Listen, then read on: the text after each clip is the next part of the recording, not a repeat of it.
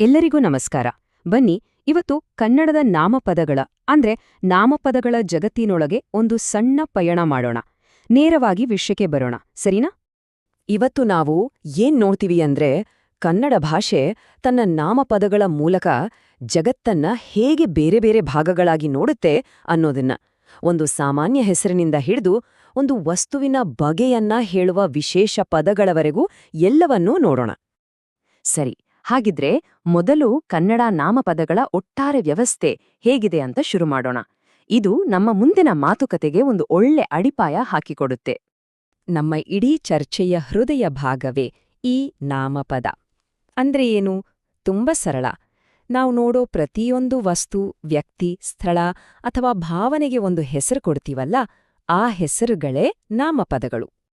ಕನ್ನಡ ವ್ಯಾಕರಣದಲ್ಲಿ ನೋಡೋದಾದ್ರೆ ಒಟ್ಟು 9 ಮುಖ್ಯ ಪ್ರಕಾರದ ನಾಮಪದಗಳಿವೆ. ಪ್ರತಿಯೊಂದಕ್ಕೂ ಅದರದ್ದೇ ಆದ ಕೆಲಸ ಇದೆ. ಆದರೆ ಇವತ್ತು ನಾವು ಎಲ್ಲದರ ಬಗ್ಗೆನೂ ಮಾತಾಡಲ್ಲ. ಬದಲಾಗಿ ತುಂಬಾನೇ ಕುತೂಹಲಕಾರಿಯಾಗಿರೋ 4 ಜೋಡಿಗಳ ಮೇಲೆ ಗಮನ ಹರಿಸೋಣ. ಇಲ್ಲಿ ಒಂದು ಮುಖ್ಯವಾದ ವಿಷಯವನ್ನ ಗಮನಿಸಬೇಕು. ನಾವು ಚರ್ಚೆ ಮಾಡ್ತಿರೋ ಈ ವರ್ಗೀಕರಣಗಳು ಏನೋ ಇವತ್ತು ನಿನ್ನೆ ಹುಟ್ಟುಕೊಂಡಿದ್ದಲ್ಲ. ಇವುಗಳಿಗೆ ಕನ್ನಡ ವ್ಯಾಕರಣದಲ್ಲಿ ಬಹಳ ದೊಡ್ಡ ಇತಿಹಾಸವಿದೆ. ಹಳೆಯ ವ್ಯಾಕರಣ ಗ್ರಂಥಗಳಲ್ಲೇ ಈ ವಿಂಗಡಣೆಗಳ ಬಗ್ಗೆ ಸ್ಪಷ್ಟವಾಗಿ ಹೇಳಿದ್ದಾರೆ. ಹಾಗಿದ್ರೆ ಬನ್ನಿ, ನಮ್ಮ ಮೊದಲ ವಿಷಯಕ್ಕೆ ಧುಮುಕೋಣ. ಸಾಮಾನ್ಯ ಮತ್ತು ವಿಶೇಷ ನಾಮಪದಗಳು. ಇದು ನಮ್ಗೆಲ್ಲರಿಗೂ ಸ್ವಲ್ಪ ಮಟ್ಟಿಗೆ ಗೊತ್ತಿರೋ ಕಾನ್ಸೆಪ್ಟ್. ಇವೆರಡರ ನಡುವಿನ ವ್ಯತ್ಯಾಸ ಏನು? ರೂಢನಾಮ ಅಂದ್ರೆ ಒಂದು ಇಡೀ ಗುಂಪಿಗೆ ಇರುವ ಸಾಮಾನ್ಯ ಹೆಸರು. ಆದ್ರೆ ಅಂಕಿತನಾಮ ಅಂದ್ರೆ ಆ ಗುಂಪಿನಲ್ಲಿರೋ ಒಂದಕ್ಕೆ ಸ್ಪೆಸಿಫಿಕ್ ಆಗಿ ನಾವಿಡೋ ಹೆಸರು. ಈ ಉದಾಹರಣೆಗಳನ್ನು ನೋಡಿದ್ರೆ ಸಾಕು, ವ್ಯತ್ಯಾಸ ಸ್ಪಷ್ಟವಾಗಿ ಅರ್ಥ ಆಗತ್ತೆ. ನದಿ ಅಂತ ಹೇಳಿದ್ರೆ ಅದು ಜಗತ್ತಿನ ಯಾವ ನದಿ ಬೇಕಾದ್ರೂ ಆಡಿರ್ಬೋದು, ಅಲ್ವಾ? ಆದ್ರೆ ಗಂಗಾ ಅಥವಾ ಕಾವೇರಿ ಅಂದ ತಕ್ಷಣ ನಮ್ಮ ಮನಸ್ಸಲ್ಲಿ ಒಂದು ನಿರ್ದಿಷ್ಟ ನದಿಯ ಚಿತ್ರ ಬರುತ್ತೆ. ಅದೇ ರೀತಿ ದೇಶ ಅನ್ನೋದು ಸಾಮಾನ್ಯ ಪದ, ಆದ್ರೆ ಭಾರತ ಅನ್ನೋದು ಒಂದು ಅಂಕಿತನಾಮ. ಪಟ್ಟಣ ಅಂತ ಸಾವಿರಾರು ಇರ್ಬೋದು, ಆದ್ರೆ ಬೆಂಗಳೂರು ಅಂದ್ರೆ ಅದು ಒಂದೇ. ಸರಿ, ಈಗ ಮುಂದಿನ ವಿಭಾಗಕ್ಕೋಗೋಣ. ಇದು ಸ್ವಲ್ಪ ಹೆಚ್ಚು ಸೂಕ್ಷ್ಮವಾದ ವಿಚಾರ, ಗಮನವಿಟ್ಟು ಕೇಳಬೇಕು. ಒಂದು ವಸ್ತುವನ್ನು ವಿವರಿಸೋ ಪದಕ್ಕೂ ಆ ವಿವರಣೆಯ ಸಾರಾಂಶವನ್ನು ಹೇಳೋ ಪದಕ್ಕೂ ಇರುವ ವ್ಯತ್ಯಾಸವನ್ನು ನೋಡೋಣ. ಈ ಟೇಬಲ್ ನೋಡಿ, ಗುಣವಾಚಕ ಅನ್ನೋದು ಒಂದು ಆಡ್ಜೆಕ್ಟಿವ್. ಅದು ಯಾವಾಗ್ಲೂ ಇನ್ನೊಂದು ನಾಮಪದವನ್ನು ವಿವರಿಸುತ್ತೆ. ಕರಿಯ ಅಂದ ತಕ್ಷಣ ಕರಿಯ ಏನು ಅನ್ನೋ ಪ್ರಶ್ನೆ ಬರುತ್ತೆ. ಉದಾಹರಣೆಗೆ ಕರಿಯ ಕುದುರೆ. ಆದ್ರೆ ಭಾವನಾಮ ಹಾಗಲ್ಲ, ಅದು ತಾನೇ ಒಂದು ನೌನ್. ಕಪ್ಪು ಅನ್ನೋದು ಒಂದು ಸ್ವತಂತ್ರ ಪರಿಕಲ್ಪನೆ, ಅಂದ್ರೆ ಬ್ಲ್ಯಾಕ್ನೆಸ್. ಒಂದು ವಸ್ತುವನ್ನು ವಿವರಿಸಿದ್ರೆ ಇನ್ನೊಂದು ಆ ವಿವರಣೆಯ ಹೆಸರಾಗತ್ತೆ. ಹಾಗಿದ್ರೆ ಈ ಭಾವನಾಮಗಳು ಎಲ್ಲಿಂದ ಬರ್ತವೆ ಗೊತ್ತಾ? ಅವು ಹೆಚ್ಚಾಗಿ ಗುಣವಾಚಕಗಳಿಂದ ಅಥವಾ ಕ್ರಿಯಾಪದಗಳಿಂದ ಹುಟ್ಕೊಳ್ತವೆ. ನಮ್ಮ ಭಾಷೆ ಹೇಗೆ ಹೊಸ ಪದಗಳನ್ನು ಸೃಷ್ಟಿಸ್ಕೊಳುತ್ತೆ ಅನ್ನೋದಕ್ಕೆ ಇದು ಒಂದು ಒಳ್ಳೆ ಉದಾಹರಣೆ. ಈ ರೂಪಾಂತರದ ಪ್ರಕ್ರಿಯೆಯನ್ನು ನೋಡಿ, ಎಷ್ಟು ಚೆನ್ನಾಗಿದೆ. ಬಿಳಿದು ಅಂದ್ರೆ ಬಿಳಿ ಬಣ್ಣ, ಇದು ಒಂದು ಗುಣ. ಇದೇ ಪದ ಬಿಳುಪು ಆದಾಗ ಅದು ವೈಟ್ನೆಸ್ ಅನ್ನೋ ಒಂದು ಕಾನ್ಸೆಪ್ಟ್, ಒಂದು ಭಾವನಾಮ ಆಗುತ್ತೆ. ವಿವರಣೆಯಿಂದ ಒಂದು ಅಮೂರ್ತ ಪರಿಕಲ್ಪನೆಗೆ ಸಾಗೋದು ಅಂದ್ರೆ ಇದೆ.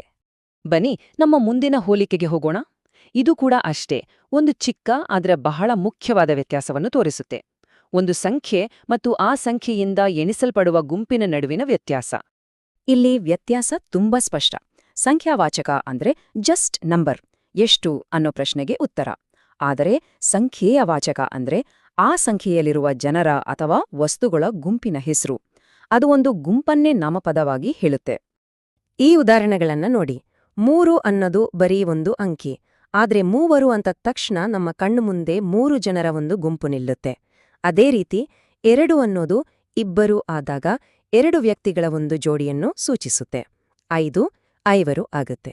ನೋಡಿ, ಸಂಖ್ಯೆಯೇ ಒಂದು ಗುಂಪಿನ ನಾಮಪದವಾಗಿ ಬದಲಾಗೋದು ಎಷ್ಟು ಅದ್ಭುತ ಅಲ್ವಾ? ಈಗ ನಾವು ನೋಡಕ್ ಹೊಟ್ಟಿರೋದು ಕನ್ನಡ ವ್ಯಾಕರಣದ ಒಂದು ಸ್ಪೆಷಾಲಿಟಿ ಅಂತಾನೆ ಹೇಳ್ಬಹುದು.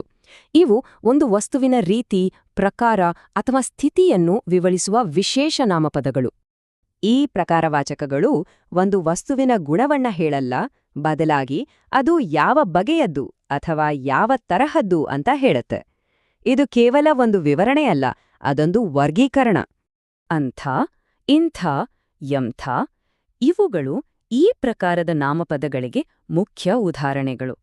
ಅಂದ್ರೆ ಆ ತರಹದ, ಈ ತರಹದ, ಯಾವ ತರಹದ ಅಂತ. ಇಷ್ಟೇ ಅಲ್ಲ, ಇದರಲ್ಲಿ ಇನ್ನೂ ಒಂದು ತುಂಬಾನೇ ಇಂಟ್ರೆಸ್ಟಿಂಗ್ ವಿಷಯ ಇದೆ. ಈ ಪ್ರಕಾರ ನಾಮಪದಗಳು ಅವು ಯಾರನ್ನೂ ಅಥವಾ ಏನನ್ನು ಸೂಚಿಸ್ತಿವೆ ಅನ್ನೋದರ ಮೇಲೆ ತಮ್ಮ ರೂಪವನ್ನು ಬದಲಾಯಿಸ್ಕೊಳ್ತವೆ. ಈ ಟೇಬಲ್ ನೋಡಿ. ಭಾಷೆಯ ಸೌಂದರ್ಯ ಅಂದ್ರೆ ಇದೆ. ಅಂಥ ಅನ್ನೋ ಒಂದೇ ಮೂಲಪದ ಅಂಥವನೋ ಆದಾಗ ಆ ತರಹದ ಪುರುಷ ಅಂತ ಅರ್ಥ ಕೊಡುತ್ತೆ. ಅಂಥವಳು ಅಂದ್ರೆ ಆ ತರಹದ ಮಹಿಳೆ. ನಿರ್ಜೀವ ವಸ್ತು ಅಥವಾ ಪ್ರಾಣಿಗಳಿಗೆ ಅಂಥದು ಅಂತ ಹೇಳ್ತೀವಿ. ಒಂದೇ ಪದ ಲಿಂಗಕ್ಕೆ ತಕ್ಕಂತೆ ಹೇಗೆ ಬದಲಾಗುತ್ತೆ ನೋಡಿ. ಇದು ಕನ್ನಡದ ಒಂದು ವಿಶೇಷತೆ. ಒಂದು ವಾಕ್ಯದಲ್ಲಿ ನೋಡೋದಾದ್ರೆ ಇಂಥವರುಂಟೆ ಅಂದಾಗ ಇಂಥವರು ಎನ್ನುವ ಪದ ಈ ಬಗೆಯ ಜನರು ಎಂಬ ಅರ್ಥವನ್ನು ಕೊಡುತ್ತದೆ. ಇದು ವ್ಯಾಕರಣದ ನಿಯಮಗಳು ನಿಜ ಜೀವನದಲ್ಲಿ ಹೇಗೆ ಬಳಕೆಯಾಗುತ್ತೆ ಅನ್ನೋದಕ್ಕೆ ಒಂದು ಒಳ್ಳೆ ಉದಾಹರಣೆ. ಸರಿ, ನಾವೀಗ ನಮ್ಮ ಚರ್ಚೆಯ ಕೊನೆಗೆ ಬಂದಿದ್ದೇವೆ. ಇವತ್ತು ಏನೆಲ್ಲ ತಿಳ್ಕೊಂಡ್ವಿ ಅಂತ ಒಮ್ಮೆಮ್ಮೆಲುಕ್ ಹಾಕೋಣ ಬನ್ನಿ. ಸಂಕ್ಷಿಪ್ತವಾಗಿ ಹೇಳೋದಾದ್ರೆ ನಾವು 4 ಮುಖ್ಯ ವ್ಯತ್ಯಾಸಗಳನ್ನು ನೋಡಿದ್ದೇವೆ. 1. ಸಾಮಾನ್ಯ ಹೆಸರು ಮತ್ತು ವಿಶೇಷ ಹೆಸರಿನ ನಡುವೆ. 2. ಒಂದು ಗುಣ ಮತ್ತು ಅದರ ಅಮೂರ್ತ ಸಾರದ ನಡುವೆ. 3. ಒಂದು ಸಂಖ್ಯೆ ಮತ್ತು ಆ ಸಂಖ್ಯೆಯ ಗುಂಪಿನ ನಡುವೆ. ಮತ್ತು ಕೊನೆಯದಾಗಿ ಒಂದು ವಸ್ತು ಹಾಗೂ ಅದರ ಬಗೆಯ ನಡುವಿನ ವಿಂಗಡಣೆ. ಕೊನೆಯದಾಗಿ ಈ ಒಂದು ಪ್ರಶ್ನೆಯೊಂದಿಗೆ ಮುಗಿಸೋಣ. ಒಂದು ಭಾಷೆಯ ವ್ಯಾಕರಣ ಅಂದ್ರೆ ಅದರ ನಿಯಮಗಳು ಆ ಭಾಷೆ ಮಾತಾಡೋರು ಜಗತ್ತನ್ನ ನೋಡೋ ರೀತಿಯನ್ನೇ ಬದಲಾಯಿಸುತ್ತಾ? ಇದು ಕೇವಲ ವ್ಯಾಕರಣದ ಪಾಠ ಅಲ್ಲ, ಭಾಷೆ ಮತ್ತು ನಮ್ಮ ಯೋಚನಾ ಲಹರಿಯ ನಡುವಿನ ಸಂಬಂಧದ ಬಗ್ಗೆ ಒಂದು ಆಳವಾದ ಪ್ರಶ್ನೆ. ಯೋಚನೆ ಮಾಡಿ ನೋಡಿ.